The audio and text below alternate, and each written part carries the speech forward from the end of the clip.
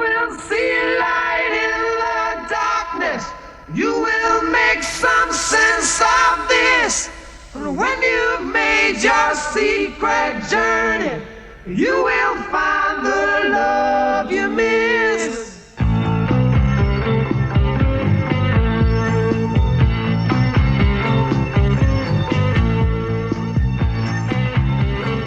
Hey Jack, how's it going? Welcome back. This is it's going, man. episode 3 of the podcast. This is gonna be fun. Three. How you been doing? Wow, dude, I'm chilling, man. It's hot, but it's not as hot as it has been. So I'm living the life for sure. What about you? About the same. Been writing some new stuff. Been, looking forward to some new projects coming up. Been editing some videos for people, so that's always fun. Sweet, dude. Yeah, that's what I've been up to, and of course, following the news and all of it. But yeah. How do you No, go ahead.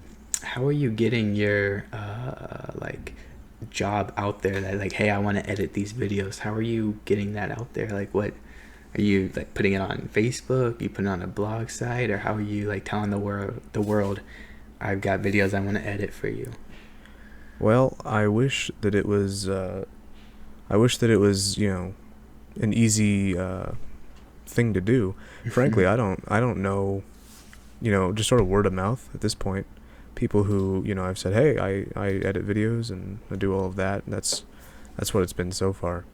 But I need to edit some kind of a creative project again, because that would always give me a lot of, that would give me some, what would you say? A project to point people back to. Oh, I did this, and you can go see what I did. Yeah. And then if they like kinda what like, I did, kind of like a. Yeah, if they like what I did, then I can show it. Kind of like a reel.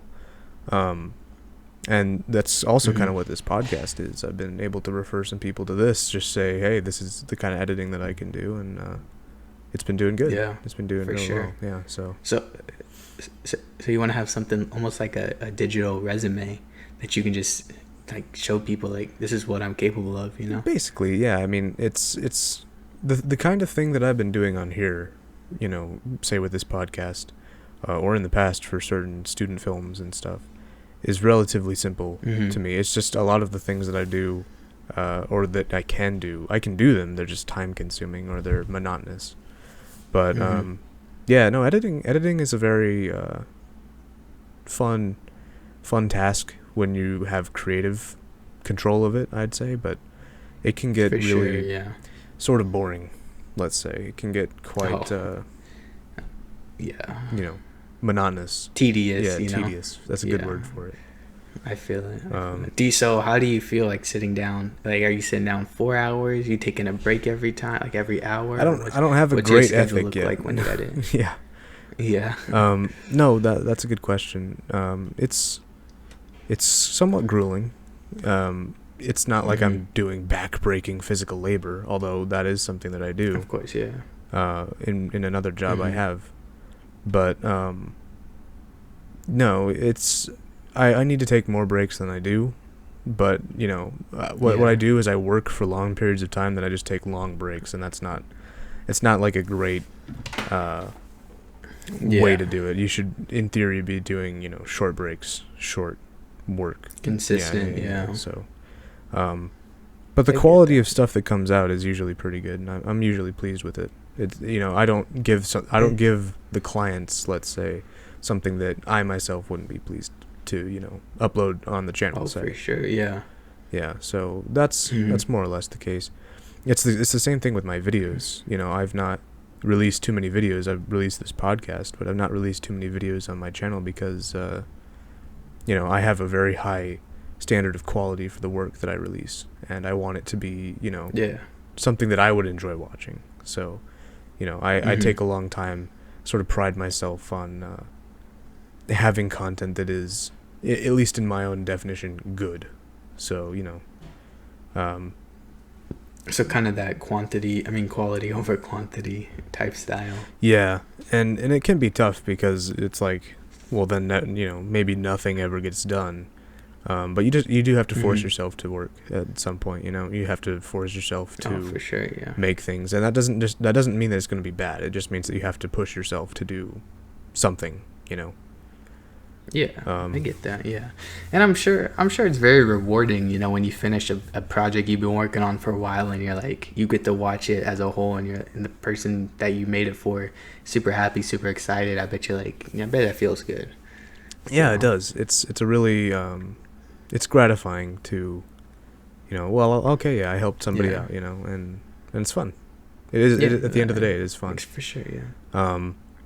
So yeah, what about you? What have you been up to doing stuff? I know you said you were taking you're taking a new course, so that you tell me that was kind of rigorous. Yeah. Yeah, super. I mean, it's 8 hours in front of a computer for 8 hours straight. So I mean, like, my eyes are burned to a crisp at the end of the day, you know. But it's tough. And then as soon as I log off of that Zoom class, I gotta log right back on to the website we go to to do the homework, to do the quizzes or lectures. I mean, quizzes every day, lectures every day. We gotta keep up with. So I mean, it's rigorous, but hopefully by the end of it, it will be like worth it. It'll be rewarding, just like editing the videos. And I mean, our teacher gives us good breaks. We get an hour break in between. So like, or we get 10-minute breaks at the top of each hour, and then we get an hour for lunch. Okay. So I mean, yeah. it's not bad. I mean, I definitely need a more comfortable chair for sitting down longer. That's a problem I have But too. Yeah. yeah, that's something I've noticed. And the good chairs, they're pricey, man. I Like, know. I've been looking them up. They're not cheap. Get like a good quality chair. Dude, I've So. definitely noticed that, like, improving the quality of someone's life, maybe it's just where we live, but like improving the quality, just even sort of menially, like we're talking about getting a new chair or a new bookshelf or something, it can be quite pricey. It's kind of weird. Oh, for sure. I think it's just furniture in general. Like, it's just super overpriced. Yeah, I Like, couldn't tell you why it is. Because they know you want it. Yeah, I think it's because the marketers know you're gonna buy it eventually. So I suppose so. Well, the supply and demand. something like a desk chair, where you will kind of swivel chair or something, which I don't have. I just have a wooden chair, but like those are I sort couldn't of do that now. those are sort of what would you say? Very I mean, I guess they're more involved, is what I would assume. But I've seen some of them that they sell, and maybe it's all of them. I don't know. Maybe I'm just sort of ignorant on the market. But I've seen some of them where you assemble them yourself, and it's like, well, I don't know what the point of that is then. Like, That's all of them, is it? Is it all of them? See, I don't know. thought that was all of. Yeah, I mean, I've only seen ones where you assemble. Because I mean, how hard is it, or how easy is it to get a chair to fit in most people's cars? That's true. Super That's easy true. to add a whole nother seat. Well, I imagine. Well, yeah. No, you know what? I'm with you on that. I was just from the standpoint of thinking like probably most people would buy it online, but no, that's true. Unless you have like a truck, I guess, which I'm lucky enough to have one, but still. Oh, well, there you go. Yeah. Yeah. Or a really big van. How about that? There you go. Yeah. But yeah. Most people, I feel like, don't have that luxury. So. You mind me asking what you're generally what you're studying? Yeah, so I'm just studying, like, the class I'm taking right now is a prep course for the main course, if that makes sense. So paramedics. Yeah. So I'm taking a prep paramedic course, which is everything summed up, but it's like the basic version, like just touching the surface, letting me know this is what you're going to be doing. This is how you're going to need to study. This is what you need to work on. If one topic's harder than the other, blah, blah, blah. Mm-hmm. So it's just a prep course for my main course, Okay, so it's like a warm-up, essentially. Exactly. Yeah, 100%. Just how like that, long does the course go? The prep course is a month. Okay. So till the end of October, twice a week, 8 hours, those 2 days. And then the actual course is a year, basically, give or take, 16 weeks in the classroom, 4 days a week. And then after that you go out and you just do like clinicals and rotations. I don't know if familiar with that. It's like basically job experience. You've kind of been doing like, some of that already, haven't you? To an extent. Yeah, well, in terms of like working on an ambulance and working in the hospital, yeah. But this time, like, I do like a little bit more in depth like type skills. I get to talk to the patient a little bit more, and stuff like that. So it's just a little more like higher level, and it's just a higher certification. Basically, you get to do more things. Okay, yeah. It looks cooler. So you go kind of from like and forgive my sort of crude language, but you go from like grunt work to like being a sort of more professional, if that makes sense. That makes if it's the military, you're sort of like ranking up or something. Exactly. Yeah. That's 100% what it is. Okay. Yeah, it's a rank up. Okay, yeah. That's exactly what it is. That's a lot of hours, though. I gotta say. Oh, for sure. Yeah, it's grueling. And I mean, the thing is, most courses are usually like, if you go anywhere else in the country, it's like 3 years. Mm-hmm. But for like, I don't know why, because with COVID and everything, they're just like accelerating it. So yeah, we'll see how it goes. But yeah, being online for 8 hours at a time is not fun for anyone. It's really tough. It's really tough. So. And that comes back to something that we've been discussing with the podcast. We've been talking about this. It's really difficult to have these sort of thoughtful discussions over the internet. There's a lack of connection that we feel specifically, because you and I, when we would have our conversations, it was like I don't want to say like there's a sort of physical aspect of it, because there's not, but like being with somebody there and talking to them in person has a different effect. I think I couldn't tell you exactly what the effect is, but there's a level of understanding of the conversation that you have when you're in person, as opposed to sitting here across Discord, which is what we use. I didn't mention that last episode, but Discord. So yeah, I mean it can be tough, which is why one of the main things that you and I want to do is move to a more physical avenue of doing this. Yeah. Approach. Yeah, approach. Something along those lines. And I would love to have some kind of a studio, which I guess is just ultimately the dream. But it's not like, it might be somewhat doable. You never know. Some of these things, these commodities, are relatively cheap. I was saying earlier, improving quality of life is expensive. Well, it's expensive generally, but like, some microphones you can buy for $40, like my microphone, which I think sounds decent, approximately $45, not too bad. So, it might be something in our future. I was definitely looking into that, because there's a real, and I've heard this from a bunch of other people too, regarding Zoom meetings and, Discord and other services. It's like, there's just a lack of connection, I feel like, through these things. They're very useful, but even phone calls and that stuff, it's like, it's better than texting, but it's still not, physical in-person connection. And I couldn't exactly tell you what it is. But I find it very interesting. No, I agree. Mm-hmm.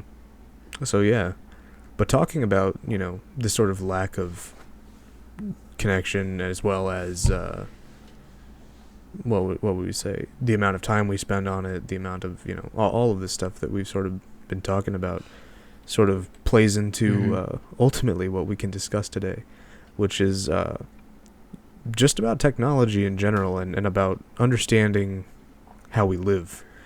One thing that I've definitely noticed, especially since the pandemic hit, is just how much we are reliant on technology. And not just technology, but how much we're reliant on the system in general, how much, we don't know about how to live life, especially in these big cities. There's things, and it could sound sort of survivalist, like these doomsday bunker kind of people. But it's true, we don't know. We don't have stores away of food in case something happens. We don't have any of that, because we're, fed into the system. We sort of rely on it. And so one thing that I kind of want to talk to you about today, this is the phrase, to unplug or not to unplug. Do we want to sort of reclaim our lives in a sense? Or are we perfectly fine with giving up certain, let's say, facets for convenience, let's say. Yeah. No, I get that.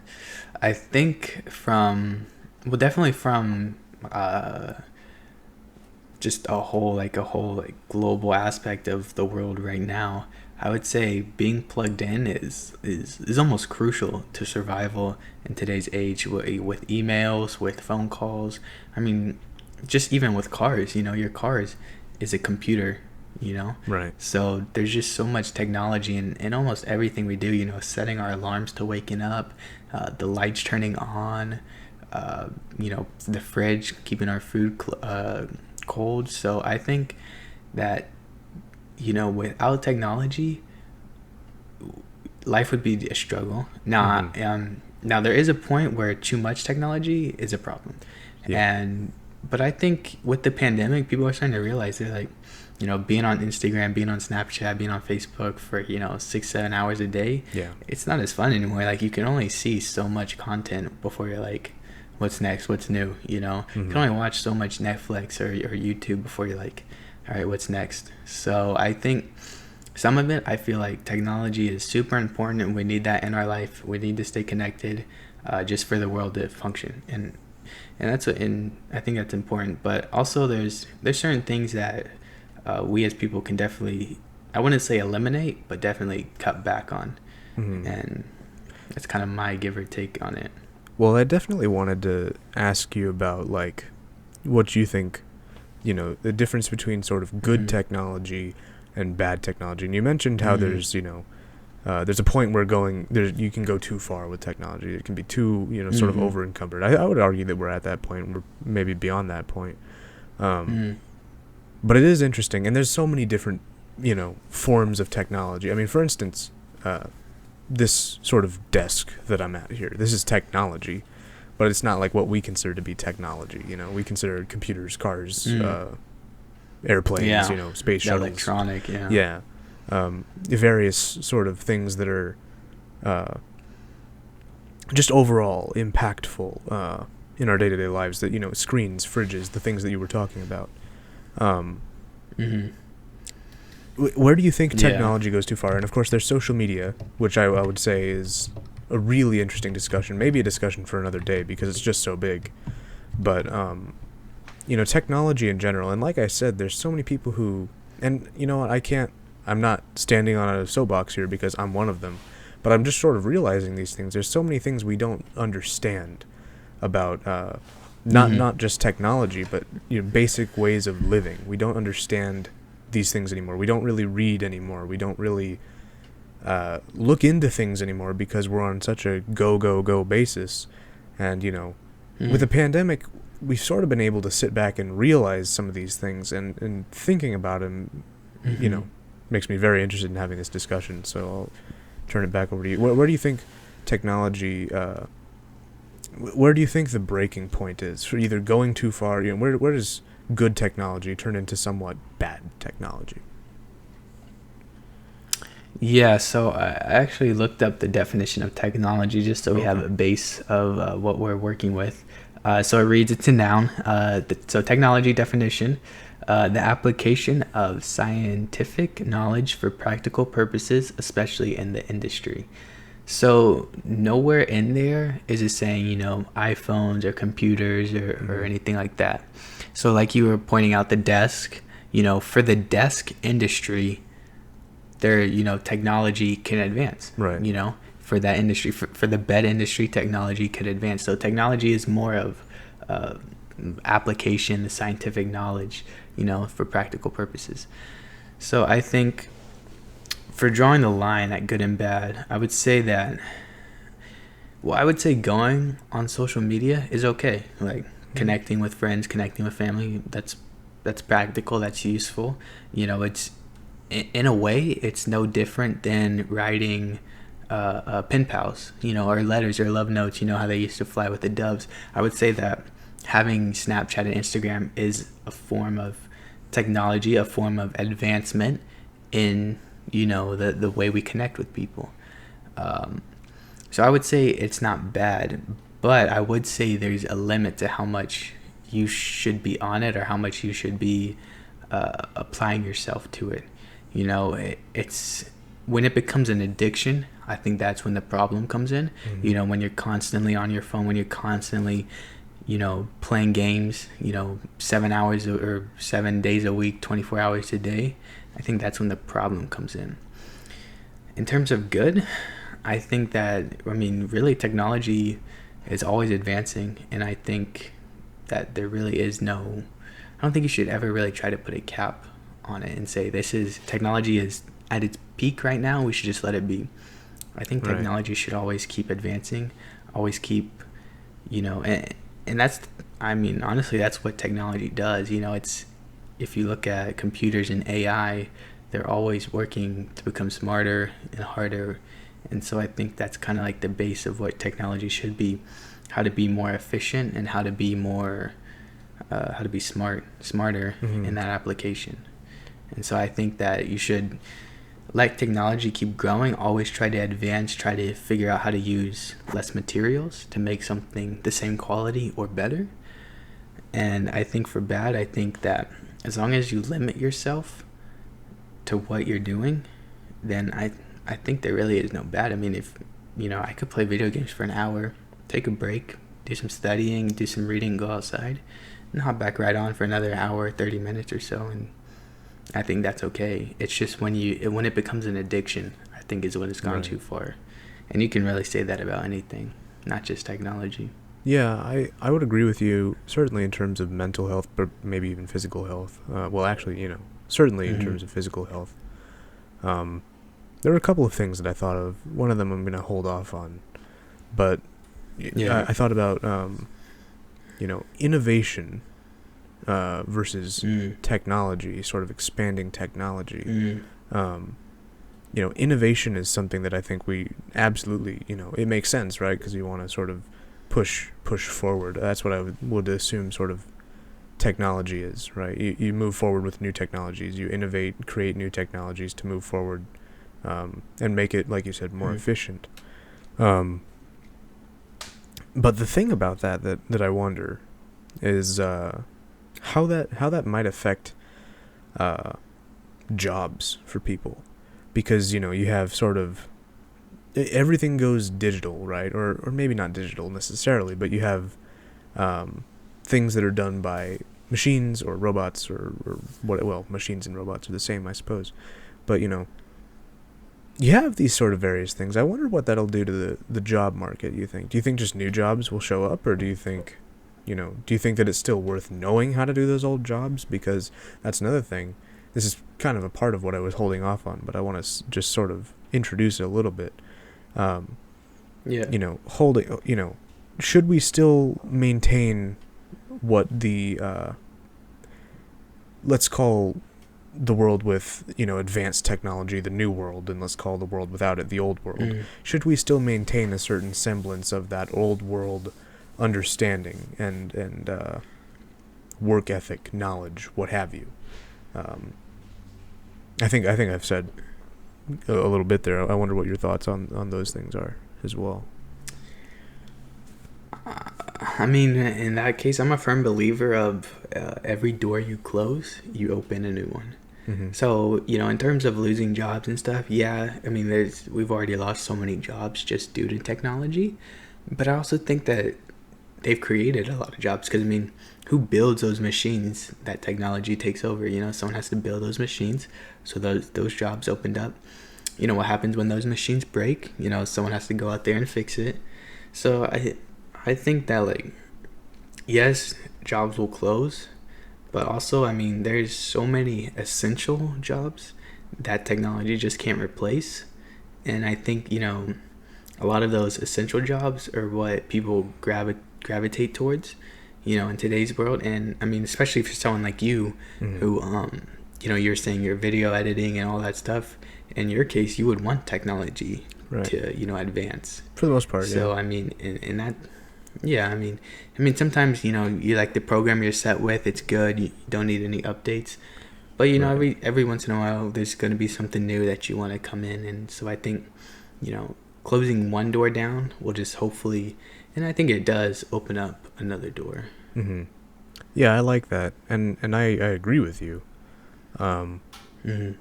You know, I agree with you in terms of, I think things will crop up, but there's also jobs that aren't going anywhere. And I also think, you know, For sure. there's just certain things that you know, can be done by a person regardless of, let's say, whether or not a machine is doing it anyway. You know, one business versus another business, a machine does it versus a human does it. That, you know, maybe the machine is more efficient, but maybe the human is more thorough. You know, you never know. For sure, yeah. So there's a lot that goes into that. I think the sort of bigger thing I was gonna touch on, so I'll touch on it now because I kind of want to move in this direction. I want to pick your mind on this. I want to discuss this with you. Actually, is I want to talk about education in relation to technology, and not just necessarily education, but specifically understanding how things work and why things are the way they are. Because, you know, you think about how often we use technology, and I think that there's good technology, there's bad technology, there's appropriate ways to use it, but I just don't think that people necessarily understand. And I think a lot of times, and I don't want to get your opinion on this because this is an opinion of mine, I think a lot of times people will value convenience, and I'm a victim of, or not a victim, I'm a perpetrator of this too. A lot of times people will value convenience over you know, necessarily something that is more, at the end of the day, maybe productive or efficient or good, to use a general, you know, use of that word. I think education is so important because, you know, it's like, okay, look, you know, both of us are on computers right now, and neither one of us can necessarily take apart our computer, you know, physically and tell what's going on within the computer. Some people can, but I think that, like, generally everybody uses one. We should probably generally know how to do that. Or something that's even more efficient, like a fridge, or a car, you know, and there's people who know how to do these things. But again, sort of COVID sort of made me step back and realize, and it's not the only thing, but I was just thinking about it. There's so much that we're reliant upon. And it makes me wonder, you know, whether or not we should be more educated on these things when it comes to learning hardware, software, maybe even sort of automobile sort of science. I don't know. But I'm curious what you think about that, because I kind of want to talk to you about that. I think it's something, well, I'll just give you my opinion first, because I think it's important to know these things, because at the end of the day, you know, we do sort of rely on some of these things, and I think it's important to understand the tech behind them. It's important to understand why they're used, important to understand how it works. You know, something like Wi-Fi or cellular data, specifically, you know, you end up with things like the 5G conspiracy. Now, I'm not stating whether or not I think that that's substantiated. I don't know anything about it, but what I will say is that if people understood technology better, if they understood why something was the way it was, if they understood how it worked, not just how it affected them, but how it actually works, then we wouldn't even be having the discussion about, you know, whether or not there's a conspiracy about whether or not 5G's, you know, irradiating your brain, and, you know, it has, you know, COVID's not killing people, it's 5G, you know what I'm saying? Like, that wouldn't even be a conversation. It'd be so absurd. You know, in theory, if people understood how the technology worked, what the technology was, all of those things. So I'm kind of curious to get your take, you know, just what you think about that. No, for sure. I agree with it, but to an extent, though. Because, I mean, like, yeah, it would be, like, I would love to know everything about my computer, or everything about, like, how to build beds, or how to fix my faucet or fridge.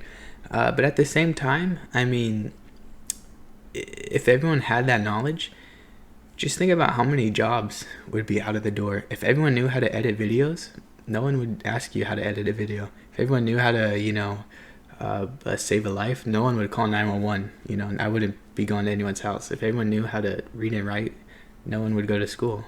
So in that sense, you know, going back to like essential jobs and stuff like that, if everyone knew how to fix a fridge, you would never call the plumber or whoever you call for the fridge, which means that person wouldn't have a job. So I mean, like, and on top of that, there, I mean, I see the point. Like, knowledge, basic knowledge about it, I think is I think that's generally essential. what I'm driving at. Reading. Yeah, no, I kind of figured. Now, reading the manual of something you get, definitely important, right? But I think, becoming proficient, becoming an expert in it, I feel it's a little, I feel like it's unnecessary, because, I don't want my lawyer to know how to, it'd be great if my lawyer knew how to fix a fridge, but at the same time, I want him to be focused on law school and becoming the best lawyer that he can be, Right. So I think it's not something that's it's nice to have. It's a luxury to have if you have the free time, but it's not something that every person should be 100% competent in, everything that goes on around them or everything that's involved in their life, because there's people that are specifically go to school for that specific knowledge. So I think that's something that we should keep that way. But basic knowledge, like you were saying, basic knowledge, I think that's perfect, Well, just knowing the basics, like. Well, yeah, I was just saying, like you said, the general knowledge generally would be good. That's what I figured, the other thing I was driving at with that is, I guess, an argument of efficiency in terms of if you understand how these things are, let's just say, and this is completely abstract, will never happen, is actually impossible. But let's just say everybody on the face of the planet understands refrigerators, how they work, how to build one, how to make one, how to fix one, how to maintain one, all of this stuff. If that was indeed the case, then, suddenly, nobody needs the refrigerator job, but everybody knows how the refrigerator works, so there's no point. Here's what I'm saying. It's when I say efficiency, what I mean is self-sufficiency, I guess, where, let's say, just for the sake of argument, again, it's not possible, but let's say that everybody understood everything generally. So, like, I understand how to run a farm, how to, create my own food, sustain my own energy, all of that, get my own water, then what do I really need? I don't need the money, because, in theory, nobody would be, selling me the land, because everybody would have their own land. They'd all understand how land worked. It'd be, completely perfect, right? So if that was the case, if everybody understood everything, which, again, not possible, but just for the sake of argument, I think that was another thing I was sort of driving at, is like, how much do you want to understand, generals, like we said, but how much do you think is good to understand? Because if you understand a lot of it yourself, you don't need to rely on other people. It's about relying on other people. Now, when it comes to jobs, and since the world isn't perfect and people aren't perfect, I think that jobs, obviously you have to have jobs, very important. But I don't know, it's a question to me, because it's like, again, with COVID, and we live in a rather large city, so large society is large. Maybe there's not even necessarily a designated doctor for, for the place we live. So, you think about that fact, and it's like, okay, but you go to somewhere that's sort of more rural, and they do have that. Maybe it's not as good as what we have here, but it's like designated.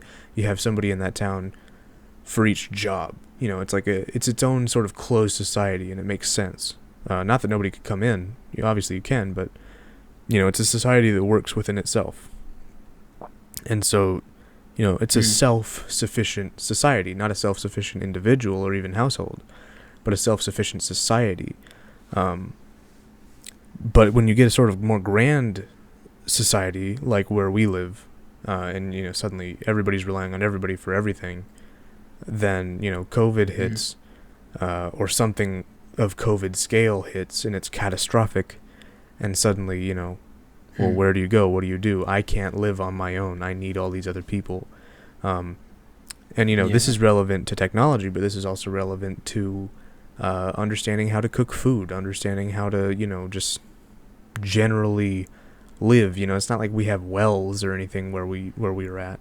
So it's like, how do you get water if you need water? How do you do this? Well, we don't know, because we rely on other people.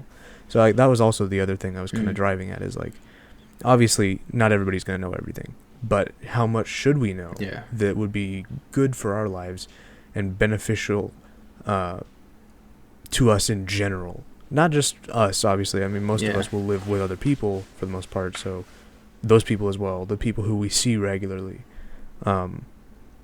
What do you think then is a good amount of knowledge to know? The generals, obviously, but Yeah. you know, that's kind of, I guess that's where I'm I coming had from. Yeah. No, no, no, I'm following. I'm following. Mhm. I think I had a couple thoughts while you're speaking. A couple. One of them was that I think I agree with you. I think basic knowledge on most things I think that's standard. I think that's something everyone should have. Just the competency to be, confident in like this works because blah blah blah. You don't have to write a whole book on it, but Right. you kind of know like my computer turns on because it's connected to power, right? Just the basic knowledge. But I also think that there's another point I was thinking of is that some things it's better that you don't know. Like I don't really want to know what it's like if I were to jump off, the Golden Gate Bridge. I Right. don't think that's something that knowledge isn't really something we need to have, or I don't need to know what happens when I go down to the bottom of the ocean in the dark trenches. It's cool. It might be cool to think about this. Some people, they love thinking about that. But for me, it's there Well, is wait, hold our on. Let me brain stop. I just want to ask, like, what do you mean? What's the sort of relation of that to Mhm. technology? Maybe you were going there, but I think I kind of lost. I think I lost you for a minute. Just what you meant by that. What do you mean? With the Golden Gate Bridge, thinking about like all of that sort of. What do you mean? I was just the end thing was I don't think there was a our brain can only hold so much capacity, Right. like I don't know the word, like storage. Right. Yeah. So much. So I yeah. mean, too much is obviously bad. And then I was gonna say, the thing about humans is that we're very adaptive. So because we've come in this, technology-driven world, and something like COVID hits, Mhm. you personally, me personally, almost everyone has learned to adapt in a way. Yeah. And I think that's something that kind of like is a driving factor. Like, oh, this doesn't work. Okay, well, how can I get around it? What's like? I'm not just gonna quit right there because this stopped. You know what I mean? Mhm. Yeah, I do. I think I'm tracking your point of one person can only understand so much and all of that, and I'm with you. I don't know. At the end of the day, I do find myself thinking, at least relatively frequently these days, how ultimately, how reliant I guess we are, and I think I'm sort of beating a dead horse just saying that, but it's like, we're in a system where we rely on each other, and if something goes to so something breaks down, then that sort of supply chain is cut off. It's like you think about big chain stores, for instance, something like a Walmart. Where do they get their food from? Well, they get it from suppliers, maybe around the country, maybe even around the world, depending on where the food is coming from. But something like COVID hits, there's all these tariffs, there's all these blockades or whatever.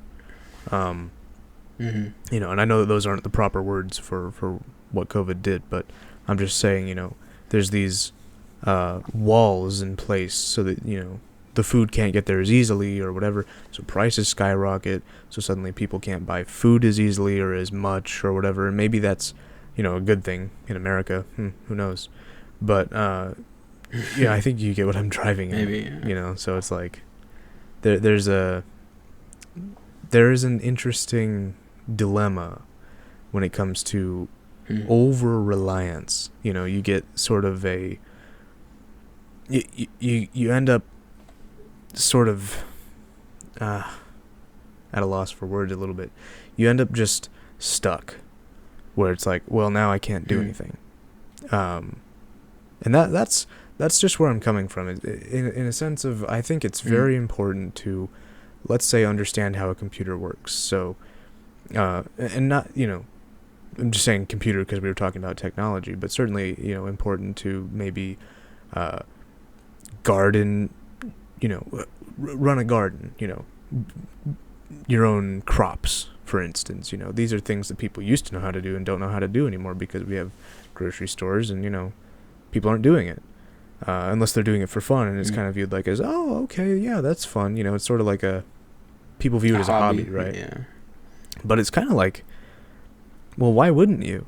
Because not only do you not really have to pay for, you pay for the plant up front, but at the end of the day, it's your own food. If you want to buy meat or whatever, maybe go to the butcher, but, try to go to a local butcher or something, go to somebody who gets it locally because they're doing it for you.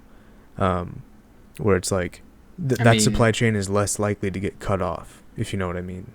Whereas something like Walmart in a huge catastrophe like this, they get cut off. So yeah, I think about that a lot, and I think about in terms of what we can learn to better ourselves, better our lives, better things for the people around us, and things that we can share even through this show, where it's like, oh, I learned this, and here's kind of the gist of how you can do it. Here's how you can learn about it. It kind of goes back to the philosophy that you talked about having in the first episode we did, which actually recently I've come to really appreciate because I've sort of adopted a similar thing about just learning and doing more and getting to know more, actually. You said, I think, every day you learn a new thing or something like that. And I really like that. 100%. For instance, languages. I'm pretty interested in languages at this point. I have a lot of friends who've become multilingual or bilingual or whatever. Bilingual is multilingual. Mm-hmm. So, I do become interested in that. I'm interested in foreign films and foreign culture, so I listen to, or, I watch those, and then I'm like, oh, I like the languages, so I want to learn the languages so I can understand and appreciate it better. So, very interested in that, and from that standpoint, that perspective, what can we, ultimately the question that I'm asking, and the question that I'm asking myself as much as anybody else, is what can we do to not only better ourselves, but just better the world generally, because there's a lot that can be done, but like you said and pointed out rightfully, not everybody can do everything. But what are the generals that I think we could go for? We could just strive forward to learn. And obviously we're not going to be super specific, but, I guess what's a good starting point? Well, real quick, I wanted to point out, as you were saying about, like growing the food and everything, right. I was thinking like humans are lazy. So like, yeah, we could all learn to grow our own food, but I don't want to wait 6 months for my, lettuce to put on my hamburger to come in. So it's more about I guess that comes back to the convenience thing. Or we, exactly. You were mentioning it earlier. Like, it's not that I don't want to or I can't, but the fact that I can run down the street to my store and grab it in a day versus planting it, preparing it, keeping it alive, keeping the animals from eating it, it's just a whole lot more convenient. Like if there's people that are gonna do that, that are gonna get paid to do that. More power to them. If that's what they love to do, I love going and buying it. I love being outside, but I don't wanna work for my PB&J.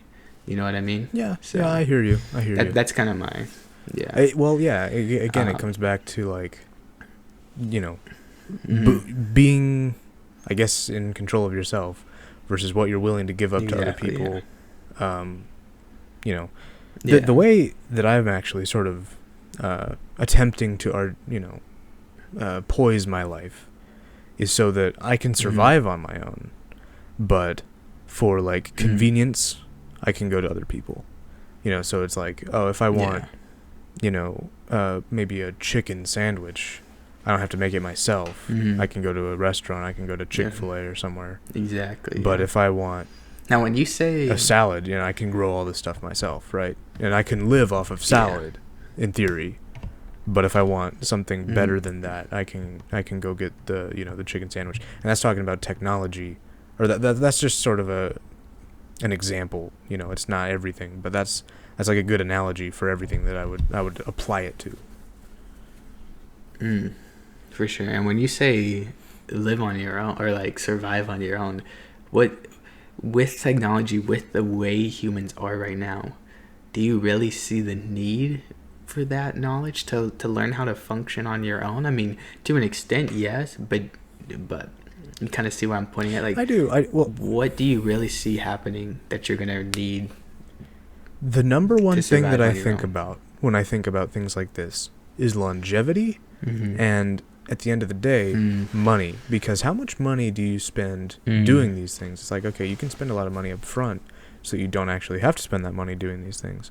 And I'm coming into it. I'm not super like, I'm not 100%, like, I'm not an expert. I'm not a wizard on this stuff. But, I find it interesting because it's like, at the end of the day, you become more efficient for yourself. I say that a lot, don't I? At the end of the day. At the end of the day, you become sort of your own person who understands how to live on your own. And not, when I say on your own, I'm just saying, like, you can sustain yourself. Now, you asked the reason for that. Well, conservationism, I guess. You do what you do for yourself, what you can do for yourself, and what makes sense for you to do for yourself. Now, when it comes to growing a plant, there's a lot of involvement with it, but it's not like you're individually pulling the plant up out of the ground, right? It's like it's growing on its own. You just have to water it and care for it. And at the end of the day, it will give you what it's going to give you, whatever A symbolic relationship. Yeah, whatever sort of fruit or vegetable or whatever it is. And it will sustain you. So, and then you're not spending that money on the fruit or vegetable. Maybe you even have several, depending on what kind of plant it is. If it's a tree, an apple tree, maybe you get multiple apples. Okay, that's great. That's maybe a couple meals right there, and that goes into a whole other cultural thing at the same time, too, of like reducing portions and stuff, which is a whole American and, well, actually just first world issue. But, you asked what my reason is. I guess my ultimate reason, besides, sort of the irrational maybe or extremist sort of thing of like, if the world screws up, I just want to be able to be okay with myself, which is true. But, forgetting that could ever happen, logically, why does it make sense for most people, I think, to do it? Why would I suggest people do it? Is for their own efficiency. And that's why I would do it. So, yeah. That would be my is it more reason. Yeah. For sure. Is it more that you're saying, I don't want to be reliable on someone? Like, I want to be able to rely on myself and not someone else. Is that kind of what you're coming across as? Well, that's a big part of it, yeah. I don't want to have to rely on somebody else, and I don't necessarily want anybody else to have to rely on me. See, that's the other thing. Humans are unreliable at the end of the day because we're imperfect. Now, that's not to say everybody individually is always unreliable. That's not true. But, as a general, if you can generally trust what you are doing. You know what's going on in your head. So it's like, okay, if I'm going to grow myself some lettuce or grow myself an apple tree, I may have to wait for the apples. But there are different foods that come around different times of the year. So you've got that covered. You've got different things covered. You can go to your friends for, I say your friends, if it's a more local town. But if it's a big city like this, go to the store for the things that you need, that you don't necessarily have access to from yourself. But as I said, you can survive on your own. You can do these things on your own. It makes sense to do it. And at the end of the day, let's say that you're doing something, so efficiently, so well. Let's say that you have, instead of one apple tree or two apple trees, let's say you have 50 apple trees. It's a huge number, but let's just say that you have a lot of land. And you just decide to plant a bunch of apple trees. Now suddenly you have yourself a grove. Now suddenly you can sell those apples. Now suddenly it's a business for you. Now suddenly you're the guy that people are coming to for apples.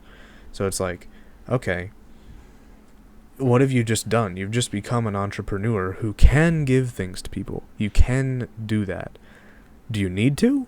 Maybe not. because you can sustain yourself on those apples, but you can also help other people. And maybe they can sustain themselves on something they have, and they can give you that. So it's a convenience. It's a back and forth. Now you sort of have some business, but you can both sustain yourself, if you see what I'm saying. Is that not how the world works right now? It's how the world works, but on a grand someone else scale. can grow. What I'm saying is money. Money is what happens now. There's just not trade, because at the end of the day, what does money do? It's a symbol of what. It's a symbol. That's all money is. Here, take this symbol that I did something for somebody else, and they said it was good, so now I can have this thing, which somebody did, and said, if they give you the proof that they did something good, then you can have it. Or then they can have it. I mean, that's a trade, but that's what money is. like, but there's no looking at direct exchange of goods, is what I'm saying. So because there's no direct exchange of goods, people don't actually understand how these things work. If you get into a situation like this, why are people so concerned about money? They're so concerned about money, A, because they're concerned with comfort and convenience, which we talked about, but B, because they can't actually live on their own. They can't sustain themselves. They rely on handouts. They rely on these various things. Well, why is that? I guess that's sort of what I'm driving at. Now, you will need money for something like property in the U.S., but other than that, you're kind of good, unless, like if you know these things, and if you've somewhat prepared. I guess that's what I'm getting at. And again, like I said, I'm no expert. I'm no expert. But this is just what I'm thinking. Yeah, for sure. Yeah, and I would agree with that for sure. I definitely would agree with that. I mean, money's temporary. You can't live off of money alone. You have to trade the money in for a good or service or something like that. So yeah, I would agree with that definitely to a point. But yeah, no. So you were saying, so the example you give, with growing an apple tree and grove and everything, and being able to provide with other people. I mean, that's basically how the world works right now and functions, right? Like because someone else can grow these trees, I don't need to grow them, right? But instead I can do something that guy can't do, right? Yeah. So on a far more complex scale, like I said, the whole money thing, right? But yeah, no, that's definitely it. And again, just sort of, if you can take care of yourself, well, I think that's what you should focus on first. Take care of yourself, or you and yours, as they would say. Take care of the things that you're responsible for. And then you can go beyond that and, take care of other people's needs, as it were. I guess that's ultimately just sort of the point that I'm trying to make. And I think it's a good one to talk about. And I don't think we've discussed everything we possibly could in this episode, but I think we've had some good discussion. We're gonna have to wrap it up pretty soon because we're coming up on an hour, but. Yeah, I've really enjoyed what we've talked about. I think it's really good. No, I think this one was good. Yeah, I mean, we didn't touch on the so real quick, plug or not to unplug. If you were, say, dictator, the top of the line right now. If I was a dictator, what are things you would unplug? What are things I would unplug? What are things you would unplug? Yeah, should name a few. Man, that's not easy. Okay, let me just clarify one thing. If I was dictator over what necessarily? Like the whole world, or just say what? Yeah, you have power over technology. The snap of your fingers. Oh, I can turn things off. No, exactly. No one has any keyboard. No one has any phones right now. Okay. And no one has any phones after 9 p.m. Like no phone service. All phones shut down. That is an interesting question. Now I'm going to ask you the same question, and we can sort of end on that afterwards. Ready, I think. Yeah. But I'll go first since you asked me. Let's see. What would I shut off? Let's make it this. One thing you can shut off and it would make the world better. How about that? Okay. Or what you would think would make the world better. Not right. Yeah. Of course. This is all theoretical. Yeah. That is a good question. I think it's hard. Yeah. It's pretty difficult. Yeah. It's a deeper question because there's things that like you want to shut off but you can't, or would crash. Okay, I reserve the right to change my answer in the future, but the number one thing that comes to mind is I would probably shut off everybody's automobiles, just constantly using them. I think I'd probably move to a more sort of condensed society in terms of, there's a store on every street. There's various sort of things. It's a more sort of like rural area living. There's local stores. There's community again. I would sort of move away from the big cities where everybody's relying on everybody. That'd be my thing. What about you? I was thinking that, but then I was like, well, damn, I really want my Amazon package to get here overnight, so I kind of need that night driver to come in, So I was thinking automobiles, but I think for me, man, like I said, I would want to say phones, I want to say computers, but I think for me, I think I would just turn off, or maybe not turn off, I would constrict TVs and movies to like a real life news channel, like or maybe not news channel, but like a local news channel of what's going on, not Fox or CNN or something that's very political, but something that's just showing what's going on in the community, maybe what events are coming up, so that way the community can engage more and be a little bit more local, a little bit more knowledgeable about what's going on. Like in terms of for the upcoming election, maybe have something of what's going on with like the props and stuff like that. You know what I mean? Yeah, I like that. So people can further their knowledge. I like that. All right, so we had a good discussion. Good discussion. Let me see here. My camera's about to die, so that's pretty fun. We had a good discussion. Yeah, about like 3 minutes. We're gonna end this now. So we'll see you next time. Definitely. And thank you for tuning in to Wildly Unscripted with Jack and Andrew. We'll see you in... Thank you, guys. We'll see you for a bonus episode this month. Sorry one didn't happen last month, but you know how it is. So, we'll see you. Peace out.